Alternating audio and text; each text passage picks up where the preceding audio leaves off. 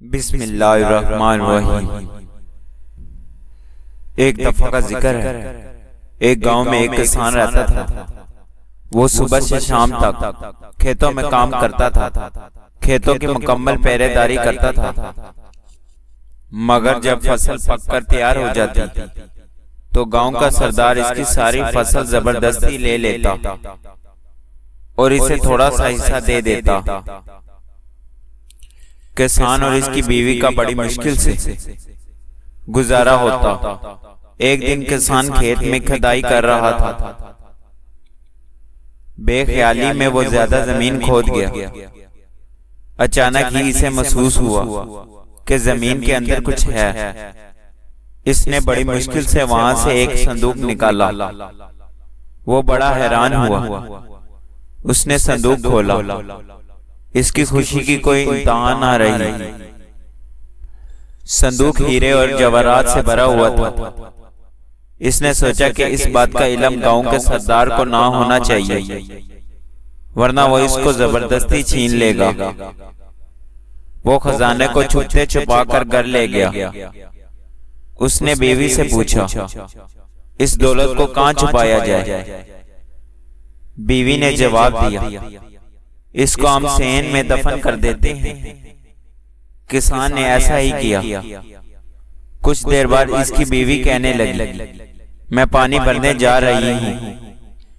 बीवी के जाने के बाद किसान सोच में पड़ गया। वो अपने दिल में कहने लगा कि मेरी बीवी इस दौलत का जिक्र दूसरी औरतों से जरूर करेगी और फिर इस राज का इल्म सरदार को भी हो जाएगा। ये ख्याल आते ही किसान उठा और हीरों से भरा संदूक सेन से निकाला और घर से बाहर एक खुफिया जगह में दफन कर दिया और वापस आ गया। जब इसकी बीवी घर आई तो इसने संजीदगी से कहा, कल हम जंगल से मछलियां पकड़ कर लाएंगे। बीवी ने हैरान होकर कहा, मछली और जंगल से? खुशी से तुम्हारा दिमाग तो खराब नहीं हो गया? किसान मुस्कुराकर बोला, कल जब तुम जंगल जाओगी तो खुद देख लेना।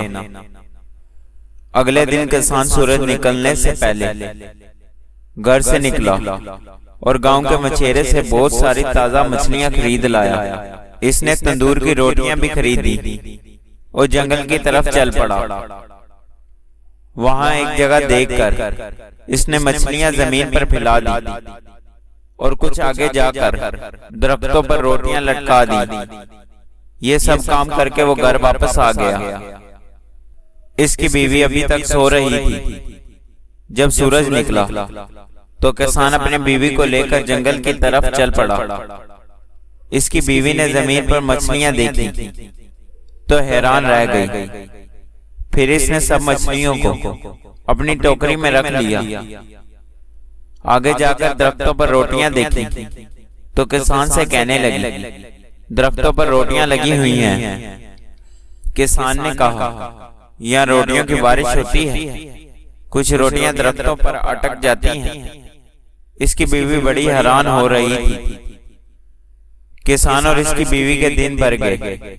अब वो पहले से ज्यादा अच्छा खाते थे। थोड़े दिन बाद हर तरफ ये बात फैल गई कि किसान को कोई खजाना मिल गया है। अब ये राज भी नहीं रहा था। हर कोई जानता था कि खजाना इसने घर के सेन में छुपा रखा है। फिर भला ये बात सरदार से कैसे छुपी रह सकती थी? पहले इसने किसान की बीवी को और फिर किसान को अपने पास बुलवाया। किसान जब सरदार के पास गया तो सरदार ने कहा, क्या ये सच है कि तुम्हें हीरे जवाहरात से भरा हुआ संदूक मिला है? किसान ने हैरत का इज़हार करते हुए कहा, ये बिल्कुल झूठ है। सरदार ने गरज कर कहा, तुम्हारी बीवी मुझे सब कुछ बता चुकी है। किसान ने हाथ जोड़कर कहा, मेरी बीवी का तो दिमाग खराब हो गया है। ये तो आजकल उल्टी सीधी बातें करने लगी है। जब किसान की बीवी ने यह सुना कि इसका शौहर से पागल कह रहा है तो वो गुस्से से बोली, हजूर, जो कुछ मैंने बताया है वो हकीकत है। ये संदूक हमारे सेन में दफन है।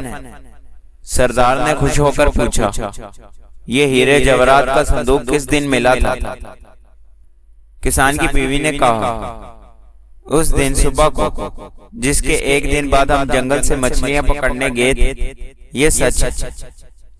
ये वो दिन था जब आसमान से पकी पकाई रोटियों की बारिश हुई थी। ये औरत तो वाकई पागल है, सरदार ने मुस्कुराते हुए अपने साथियों से कहा। सरदार के खादिम ने सरदार के कान में कुछ कहा। सरदार ने अपने खादिमों को हुक्म दिया कि किसान के घर जाओ और सैन खोदकर खजाने का पता लगाओ।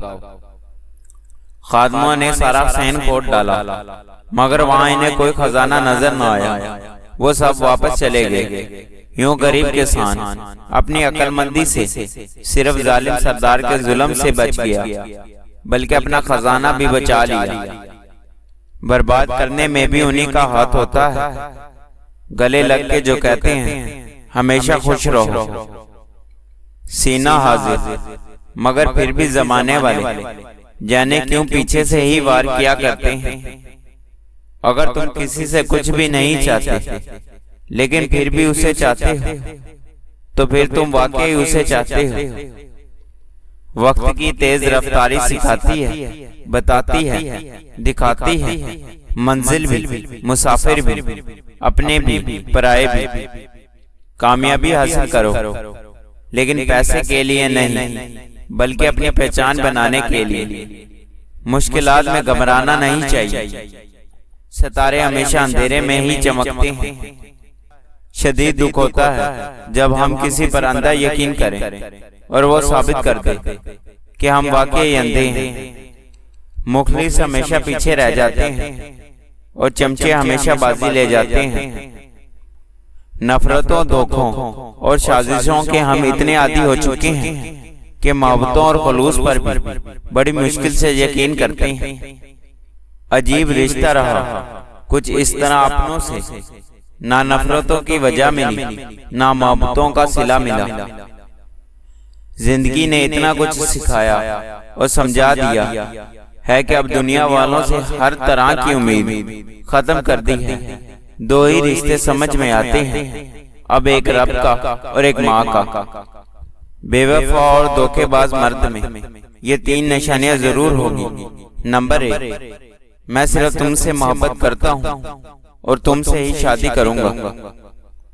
नंबर 2, मुझसे तन्हाई में मिलो या शादी से पहले कुछ गलत हरकत करे। नंबर 3, बार बार वीडियो कॉल करने को कहे।